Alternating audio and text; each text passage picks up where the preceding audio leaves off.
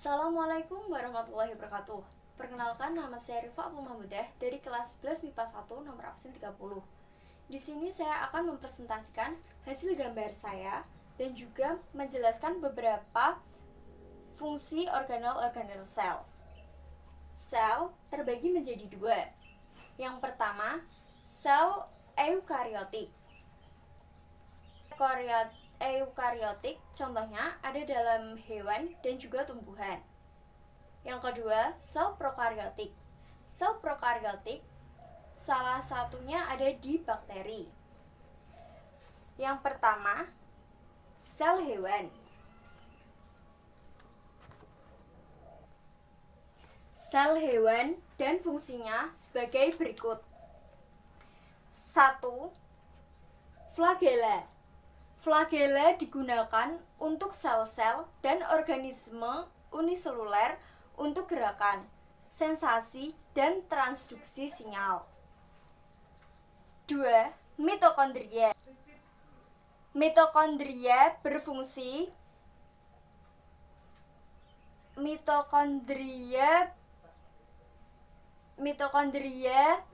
pada sel hewan memiliki berbagai peranan, mulai dari penghasil energi, membantu detoksifikasi amonia, hingga berperan dalam proses kematian sel. 3. Peroksisom. Fungsi utama peroksisom adalah menyederhanakan rantai asam lemak yang panjang melalui beta oksidasi. 4. Badan Golgi. Fungsi badan Golgi membentuk kantung vesikola untuk sekresi. Terjadi terutama pada sel-sel kelenjar kantong kecil tersebut, berisi enzim dan bahan-bahan lain. 5. Retikulum endoplasma halus. Retikulum endoplasma halus berfungsi dalam beberapa proses metabolisme, yaitu penyimpanan dan detoksifikasi, pengobatan, dan juga racun. 6. Retikulum endoplasma kasar memiliki fungsi utama, yaitu sebagai tempat sintesis protein. 7. Membran plasma. Membran plasma memiliki berbagai fungsi penting. Salah satunya adalah bertindak sebagai protein pembawa berbagai macam senyawa pada membran sel. 8. Ribosom. Fungsi ribosom adalah terjadinya sintesis atau produksi atau pembentukan protein. 9. Kromatin. Kromatin memiliki fungsi utama untuk mengkondensasi DNA, mengaktifkannya masuk dalam inti sel, serta kromatin berfungsi untuk menyalin RNA dan melindungi DNA dari kerusakan. 10. Vakuola. Vakuola memiliki fungsi umum, yaitu mengumpulkan zat sisa dari metabolisme, juga berfungsi mengeluarkan atau membuang sisa metabolisme yang tidak lagi terpakai oleh sel. 11. Lisosom. Lisosom berfungsi untuk pencernaan intrasel karena mengandung enzim hidrolitik.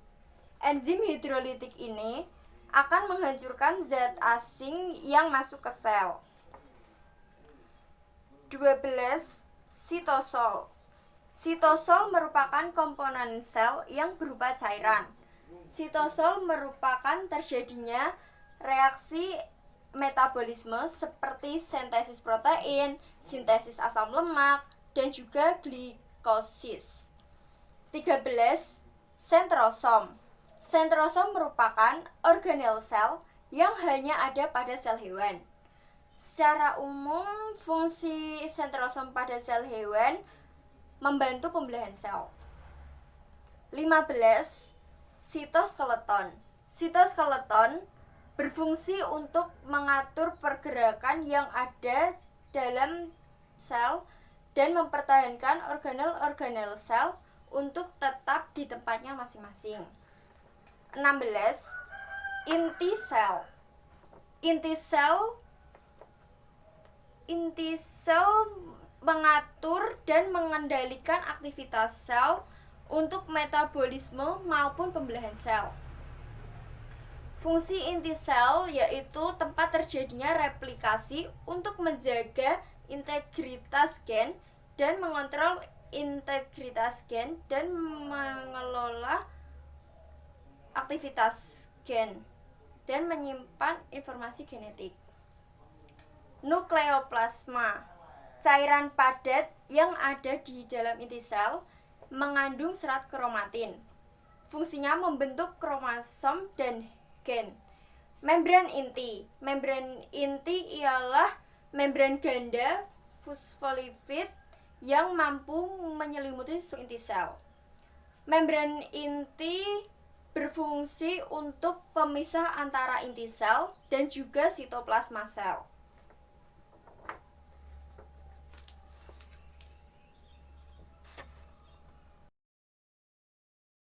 Organel sel tumbuhan dan fungsinya sebagai berikut.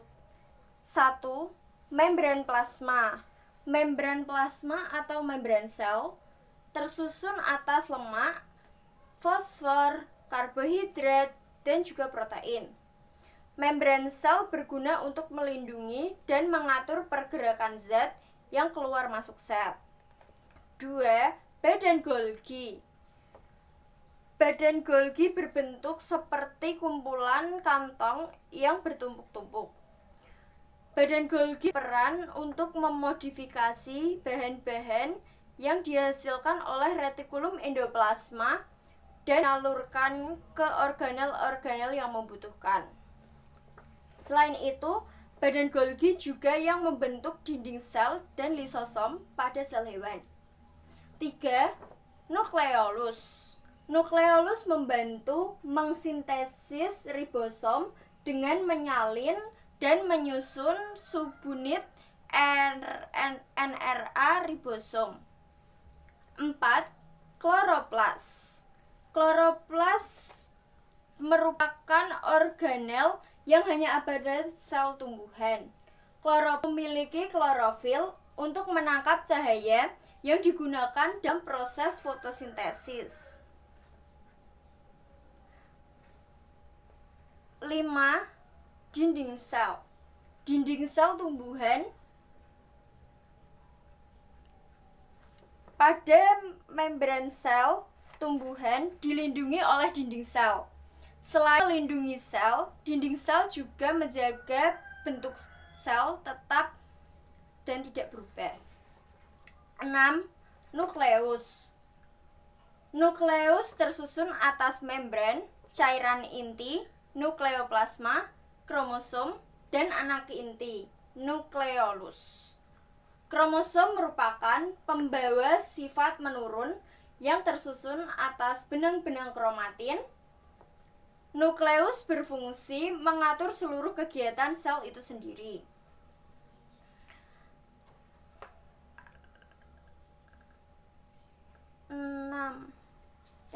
7.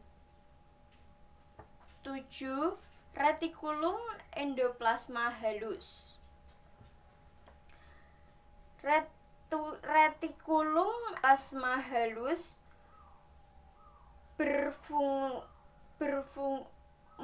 berperan dalam beberapa proses metabolisme, yaitu lipid, metabolisme karbohidrat, dan konsentrasi kalsium. Detoksifikasi obat-obatan, tempat melekatnya reseptor pada protein membran sel, dan untuk persenyawaan steroid. 8. Retikulum endoplasma kasar. Retikulum endoplasma kasar yaitu untuk mendukung sintesis protein dan menyalurkan bahan genetik antara inti sel dan sitoplasma untuk transportasi zat dan sebagai tempat penampungan sintesis protein. Fungsi retikulum endoplasma sendiri yaitu 1. tempat penyimpanan kalsium. Bila sel kalsium akan dikeluarkan dari Re menuju ke sitosol. Sitoskeleton. Sitoskeleton memiliki salah satunya mikrotubulus, disebut juga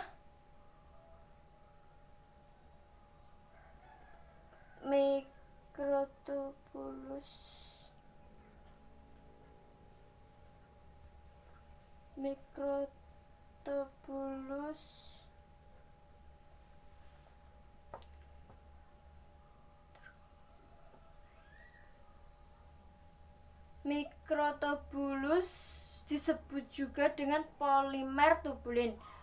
Polimer tubulin berfungsi untuk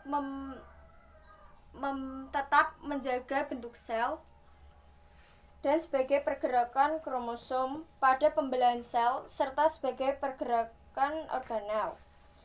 Yang kedua, filamen intermediate.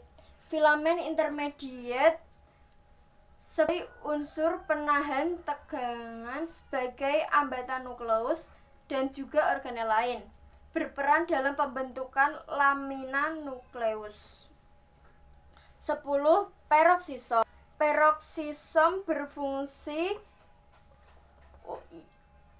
Peroksisom memiliki fungsi utama untuk menyederhanakan rantai asam lemak yang panjang melalui beta oksidasi dalam sel tumbuhan. Proses ini hanya untuk peroksisom.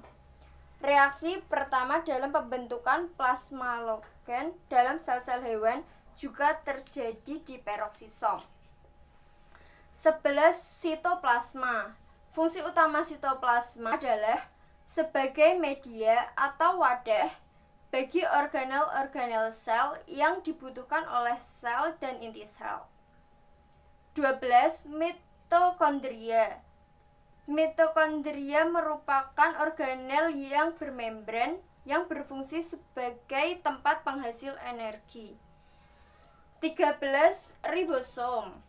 Ribosom merupakan salah satu organel yang berukuran kecil dan padat dalam sel. Ribosom berwujud butiran-butiran. Ribosom ada yang menempel pada membran retikulum endoplasma dan ada yang bebas di sitol. Ribosom berfungsi sebagai tempat membuat protein. 15. Vakuola. Vakuola berarti ruangan sel yang terdapat pada tumbuhan yang sudah tua. Vakuola berukuran besar dan berisi cadangan makanan. Adapun pada hewan, vakuola berukuran kecil. Pada protozoa terdapat dua jenis vakuola, yaitu vakuola makanan dan vakuola kontraktil. Vakuola makanan berfungsi untuk mencerna makanan, sedangkan vakuola kontraktil berfungsi untuk mengeluarkan zat sisa dan mengatur keseimbangan air dalam sel.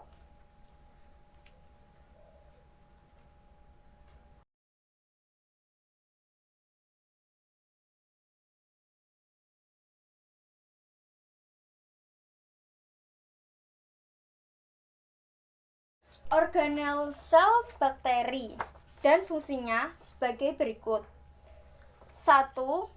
Pili.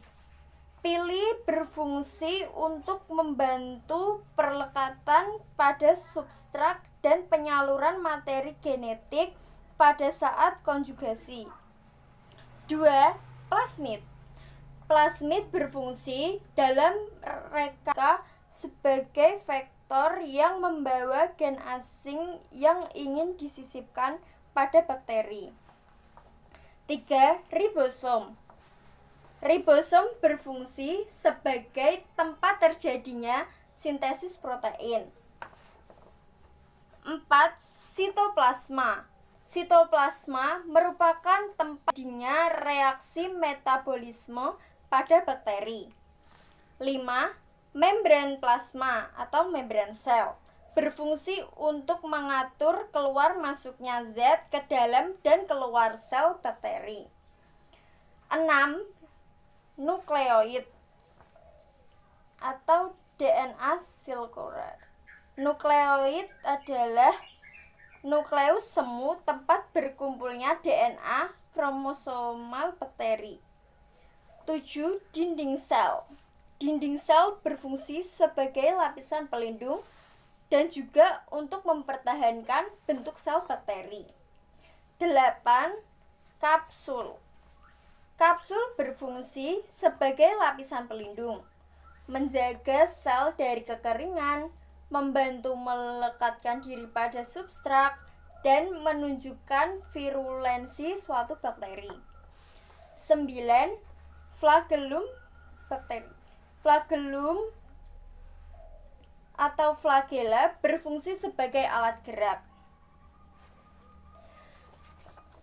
Sekian yang dapat saya sampaikan. Wassalamualaikum warahmatullahi wabarakatuh.